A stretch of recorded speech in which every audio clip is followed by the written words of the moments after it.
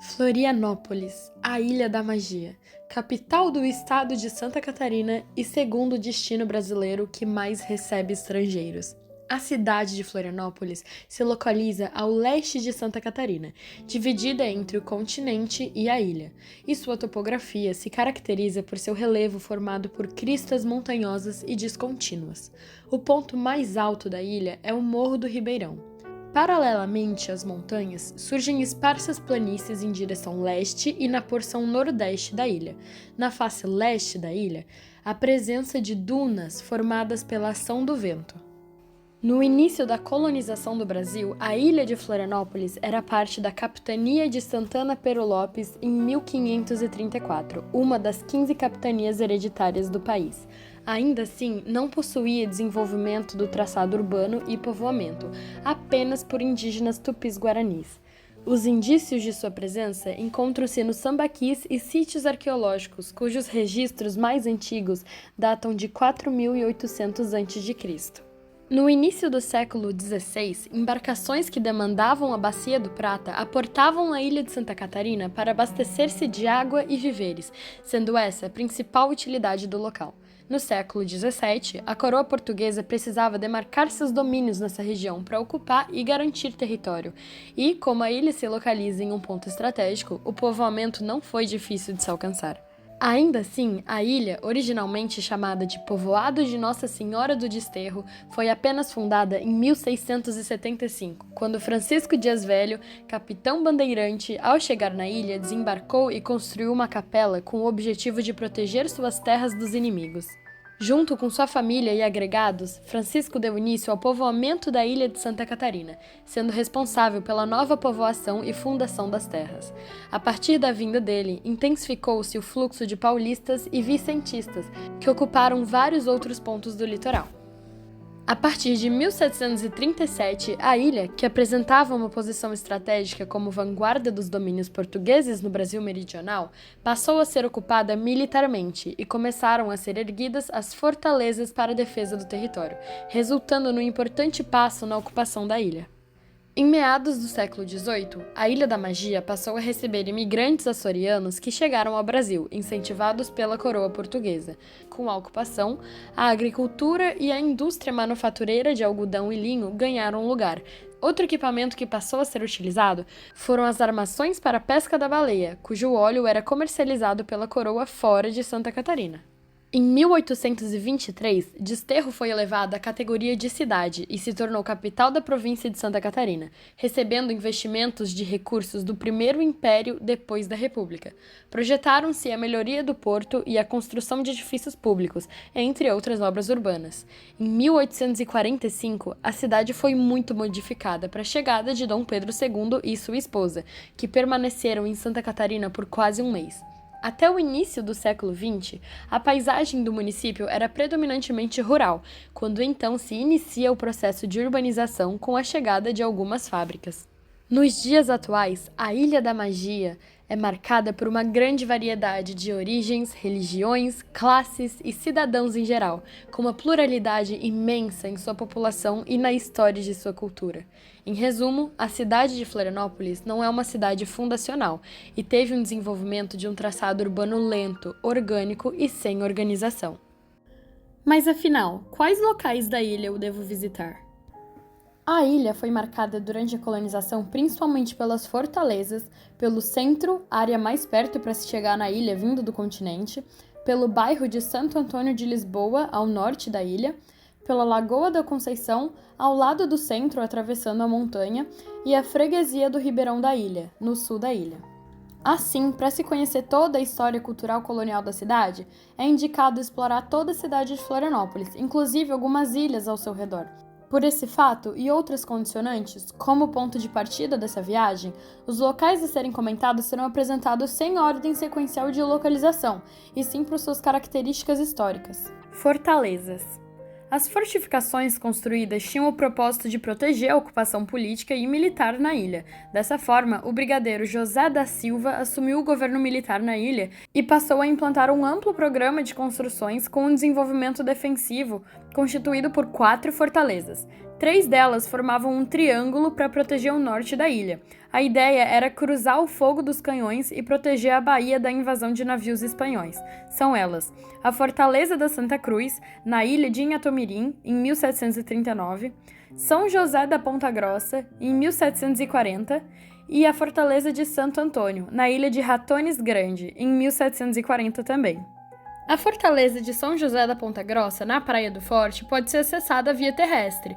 Já as fortalezas de Santa Cruz e a de Santo Antônio, que ficam localizadas nas ilhas, precisam ser acessadas por serviço prestado pelas empresas de transporte náutico, que atuam na região. Por último, no extremo sul da ilha de Santa Catarina, foi construída a fortaleza de Nossa Senhora da Conceição, na ilha de Araçatuba. Essa fortaleza se destaca por sua bateria circular de canhões.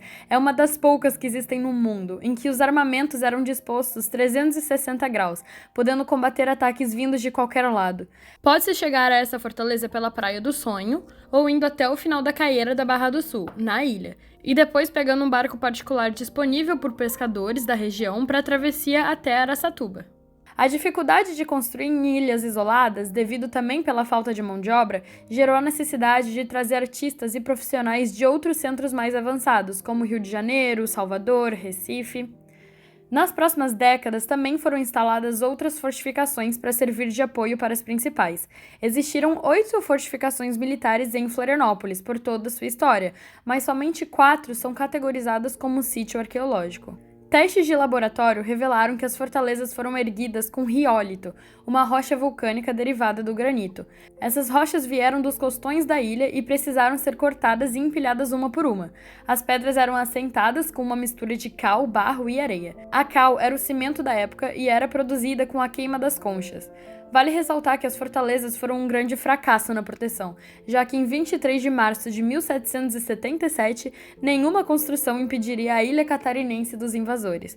A Armada Espanhola chegou com 117 navios, aproximadamente 670 canhões e um contingente de tropas de cerca de 12.000 homens. Além disso, a força portuguesa não possuía força, eficiência e harmonia necessária para controlar a entrada dos espanhóis na ilha. A tropa portuguesa encarregada de proteger a ilha só contava com 2.000 homens, onde muitos soldados entraram em pânico e fugiram, tornando fácil a entrada e tomada dos espanhóis da ilha catarinense. Mesmo com essa invasão, Florianópolis ficou apenas 1 ano e meio na mão dos espanhóis, tendo a retomada da colonização de Portugal logo após. Atualmente, quem é responsável em cuidar da conservação e restauração dessas fortificações é a UFSC, a Universidade Federal de Santa Catarina. Centro da cidade. O centro ele fica logo após as pontes e fica bem no meio da ilha, sendo normalmente o ponto inicial de quem vem de fora ou o intermediário de quem vem de um dos extremos, norte ou sul. Possui muitas obras interessantes por ser o principal e o mais antigo bairro da cidade. Ele foi o primeiro a ser ocupado quando Francisco Dias Velho chegou na ilha. Pela localização estratégica dele, foi fácil manter as relações com as outras regiões, crescendo o movimento de visitantes no bairro, o que permitiu que o comércio alavancasse ao redor do porto, orientado pela Igreja Matriz. A Catedral Metropolitana de Florianópolis. Em 1651, foi edificada pelo bandeirante Francisco Dias Velho uma capelinha de pau a pique, ordenada por ele mesmo antes de vir morar na ilha. Por volta de 1721, a capela passou a ser de pedra e barro. Em 1748, o engenheiro militar brigadeiro José da Silva Paz projeta a nova matriz do desterro após a permissão do rei de Portugal. A construção foi iniciada em 1753 e concluída em 1773, utilizando parte da estrutura da antiga edificação, com fundação de pedra e cal.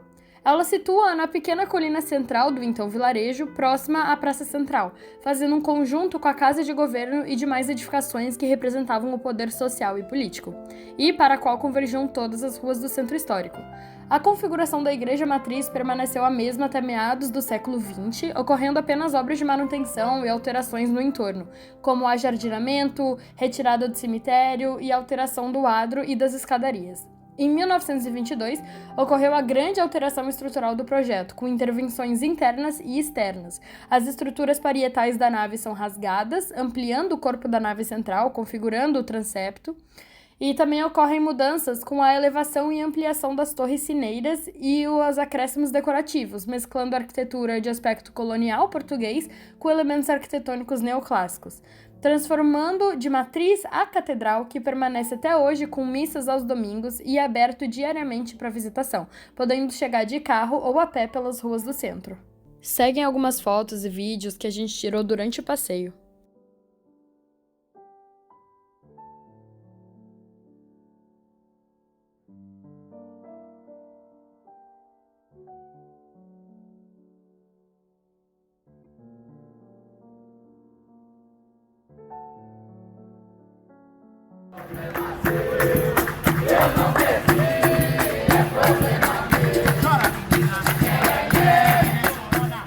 Igreja Nossa Senhora do Rosário e São Benedito. De acordo com a Arquidiocese, o templo foi edificado em 1750 pela Irmandade Beneficente Nossa Senhora do Rosário e São Benedito dos Homens Pretos, formada pelos escravos livres. Já a prefeitura fala que a Irmandade foi fundada por escravos, ex-escravos e alguns homens brancos humildes antes de 1750, sendo a segunda mais antiga da ilha. Porém, só começaram a erguer sua igreja em 1787 e concluíram em 1830.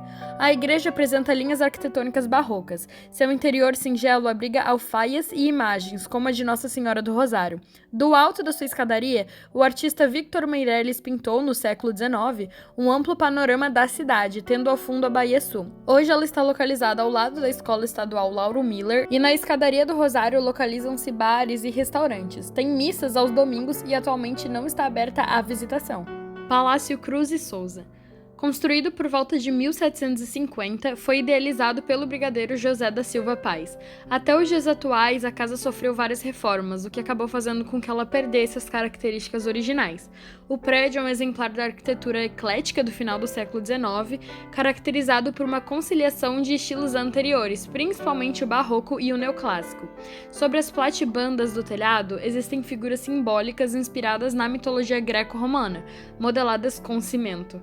Na parte frontal do palácio estão inseridas as armas do Estado, além de 2 nichos que trazem entronizadas imagens de bronze, simbolizando a agricultura e a indústria. Internamente, destacam-se as escadarias de mármore de Carrara, as clarabóias de ferro no telhado, os trabalhos de machetaria nos assoalhos, as pinturas nas paredes, os detalhes de estuque nos tetos e o vitral com influência Art Nouveau na sala de jantar. Foi residência dos governadores do estado até 1954, quando passou a funcionar como Palácio de Despachos. No ano de 1984, passou a abrigar o Museu Histórico de Santa Catarina. Casa de Câmara e Cadeia. Foi construída entre 1771 e 1780 e é uma das 3 edificações mais antigas da cidade. Foi feita com o intuito de ser a casa da Câmara e Cadeia e foi ocupada pela Câmara Municipal até o ano de 2005. No início, a casa era um sobrado com características de arquitetura colonial luso-brasileira, projetada pelo sargento-mó Tomás Francisco da Costa. Em sua cobertura, existem revestimentos internos e externos que foram feitos originalmente com óleo de baleia, areia e cal. No começo do século XX, após inúmeras reformas, o prédio passou a apresentar estilo eclético e teve a cadeia removida. Hoje está restaurada e abrigando o Museu de Florianópolis, apresentando diversas salas interativas e apresentações sobre a história do local e da cidade. Se localiza na rua ao lado da Catedral Metropolitana e é aberta a visitantes durante todos os dias. As salas são super legais, muito interativas, trazem conteúdos muito diversos e também dá de passar vergonha nelas.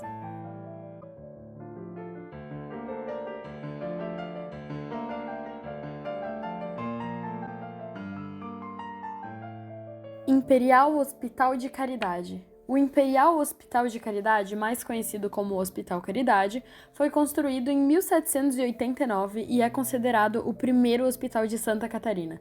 Na época, era uma pequena construção ao lado da Capela Menino Deus. Devido a esse fato, atualmente é símbolo de uma próspera instituição de saúde e religião.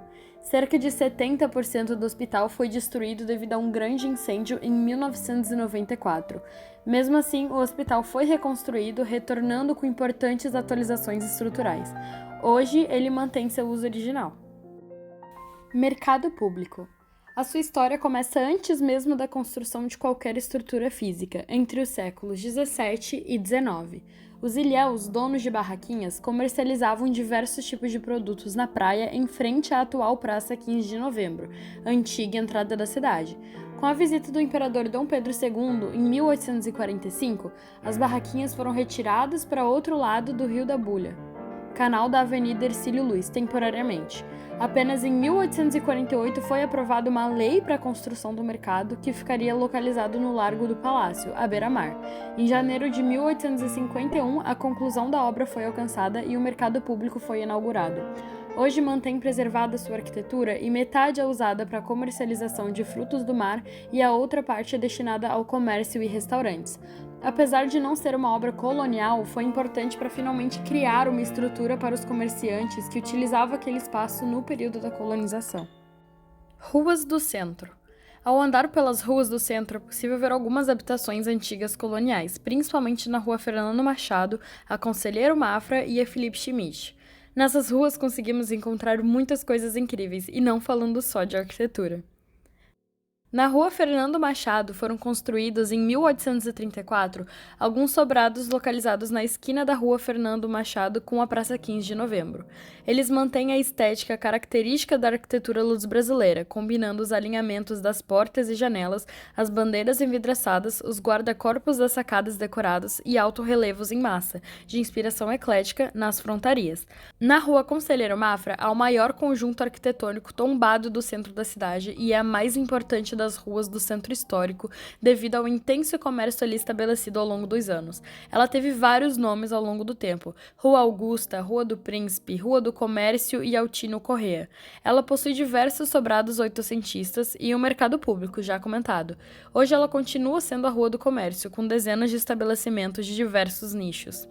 A Rua Felipe Schmidt chamou-se primeiramente Rua dos Moinhos de Vento, onde haviam alguns próximos ao então chamado Largo do Coronel. Com a República, em 1889, trocou novamente de nome e passou a se chamar a Rua da República e em seguida recebeu o nome de Felipe Schmidt, em homenagem ao governador. É uma das ruas mais antigas da cidade. Foi na metade do século XIX que começou a se desenvolver e se expandir. Era o melhor caminho para chegar ao cemitério no alto do morro, onde hoje se encontra o Parque da Luz. A partir da metade do século XX, tornou-se uma rua de intenso comércio. Em 1921, começou o alargamento e o calçamento da Rua Felipe Schmidt. Santo Antônio de Lisboa. Santo Antônio de Lisboa é uma passagem obrigatória por estar entre as 3 localidades mais antigas de Florianópolis, localizada no noroeste da ilha. Antigamente, o bairro era chamado de Freguesia de Nossa Senhora das Necessidades e, em 1698, teve início a partir da vinda do padre Mateus de Leão e 20 casais de colonos, aumentando quando por lá se estabeleceu o capitão de ordenanças Manuel Manso de Avelar, juntamente com sua família e mais uma centena de brancos e escravos. Isso foi fundamental para a colonização, pois apesar de os primeiros lotes terem sido dados aos portugueses em 1698, apenas em 1748 chegaram as primeiras famílias açorianas, contribuindo no povoamento da região. O local também serviu como porto e posto de alfândega, recebendo comerciantes e embarcações estrangeiras. Santo Antônio de Lisboa possui uma praia imprópria para banho e também é o nome de um distrito que compreende os bairros de Sambaqui, Barra do Sambaqui e Cacupé, formando a rota gastronômica do Sol Poente. O ponto central desse bairro é a Igreja Nossa Senhora das Necessidades, fundada em 1756, uma das mais antigas da arquidiocese. A paróquia foi criada em 1750 por Álvaro Régio de Dom João V, rei de Portugal. A edificação segue os moldes das primeiras igrejas brasileiras, apresentando uma fachada simples, ao contrário de seu interior, que apresenta elementos artísticos integrados ao arquitetônico, formado por uma belíssima talha característica do período de transição entre o Barroco e o Rococó. De construção imponente, possui altares barrocos com peças e imagens sacras de alto valor artístico e histórico. Em 1845, ela recebeu a visita oficial do imperador Dom Pedro II, acompanhado pela imperatriz Teresa Cristina, ao qual concederam presentes, assim como a freguesia. Hoje ela funciona normalmente com missas e celebrações. Pode ser visitada todos os dias das 8 até meio-dia e da 1h30 até as 5 e possui um estacionamento privado. Em frente à igreja está a Praça Getúlio Vargas arborizada, onde hoje apresenta um parquinho infantil, um quiosque de petiscos e às vezes feirinhas. Na quadra ao lado da igreja, encontra-se alguns exemplos da arquitetura açoriana, em ruas estreitas construídas entre o século XVII a XIX. As edificações foram feitas manualmente de pau a pique, barreado e pedras. A estrutura do telhado é de madeira, assim como o material das aberturas e as telhas são de cerâmica. Elas possuem telhados com duas águas, janelas guilhotinadas, porta principal imponente, paredes espessas, bandeiras sobre algumas aberturas, edificações geminadas próximo ao perímetro da rua e, em maior parte, térrea. Hoje as casas foram transformadas em ateliês, lojas de renda de biro e restaurantes. O centro histórico do bairro se consagra na Praça Roldão da Rocha Pires, onde foi feita a primeira rua calçada de Santa Catarina, com uma calha central feita de pedras e mão de obra escrava. Foi construída para homenagear e receber Dom Pedro II na metade do século XIX. Na Praça Roldão também acontece a Feira das Alfaias, mais conhecida como Feirinha de Santo Antônio de Lisboa, com barraquinhas de diferentes nichos, porém feitas por artesãos locais, e também a feirinha orgânica. Geralmente acontece nas tardes dos fins de semana. Por fim, a edificação junto à praça, ao qual foi construída em 1840 para abrigar Dom Pedro II e a Imperatriz, foi o primeiro sobrado da região, que ao passar do tempo teve diferentes usos, como a Casa da Alfândega e delegacias. Por falta de cuidados, ela estava ficando em ruínas e, para proteger o que restou, um antigo morador colocou um cinturão de concreto e acrescentou-se um segundo pavimento, não seguindo o estilo arquitetônico do que já existia ali. Em Santo Antônio de Lisboa, também está localizado o Casarão e Engenho dos Andrade, o único engenho tombado na cidade. Ele foi construído em 1860 e pertencia a uma das famílias importantes para o bairro. Apesar de ser construída após o Brasil colonial, ela retrata os engenhos da época. O conjunto arquitetônico, então, é composto de duas edificações geminadas, que é o casarão e o engenho. A casa residencial é constituída de sala, 4 quartos de tamanhos variados, corredor central, cozinha aos fundos com uma parede que separa a casa do engenho. O engenho contém equipamentos utilizados para a fabricação de farinha de mandioca, açúcar mascavo, aguardente de cana e outros produtos da região. Foi construído por escravos e feita de taipa de pilão. Possui uma arquitetura rústica, chão de terra batida e telhado aparente.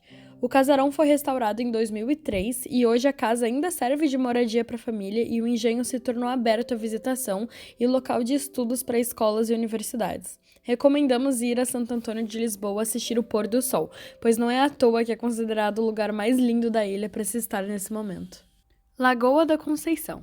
Em 19 de junho de 1750, foi criada oficialmente a freguesia de Nossa Senhora da Conceição da Lagoa, uma das mais antigas do estado. A freguesia contava com muitos engenhos de cana-de-açúcar e de mandioca em torno da lagoa. A riqueza da região fez com que surgissem algumas construções em estilo colonial. O roteiro, então, traz o conjunto Nossa Senhora da Conceição da Lagoa como um grande exemplo da arquitetura colonial, situado junto ao Morro da Lagoa, no alto do morro, num dos lugares mais estratégicos do bairro. Nesse conjunto histórico-religioso, as edificações que compõem são Rampa de Pedra, o Largo, o Cruzeiro, a Igreja, o Teatro do Divino, o Antigo Cemitério, o Casário com características arquitetônicas coloniais, a Chácara do Divino e a Casa do Vigário, que foi restaurada há 2 anos. A Igreja de Nossa Senhora da Conceição foi concluída em 1780 e sua arquitetura é caracterizada por paredes que apresentam uma mescla de técnicas construtivas, o adobe e a alvenaria de pedra. Sua história conta que possivelmente foi utilizado também o oleato de cálcio na argamassa das paredes, fato comum nas construções coloniais. Apresenta um partido tradicional com nave, capela-mor e sacristia aos fundos, presente em quase todas as igrejas da ilha. Sua portada em cantaria tem porta almofadada e o óculo é envidraçado e inserido no frontão triangular. A igreja sofreu muitas modificações e reparos ao longo do tempo. No fim dos anos 80, passou por um processo de recuperação arquitetônica e entre os ajustes foram incluídos o telhado, forro, piso, esquadrias, paredes, parte elétrica, entre outras. Apesar de todas as transformações sofridas por dentro das sucessivas repinturas, a Igreja da Lagoa ainda constitui um bom exemplo da arquitetura trazida pelos portugueses para as terras catarinenses. Ribeirão da Ilha. O Ribeirão da Ilha é uma das principais paradas para conhecer a história de Florianópolis. Sua história começa com o desembarque de aproximadamente 6.000 açorianos na cidade.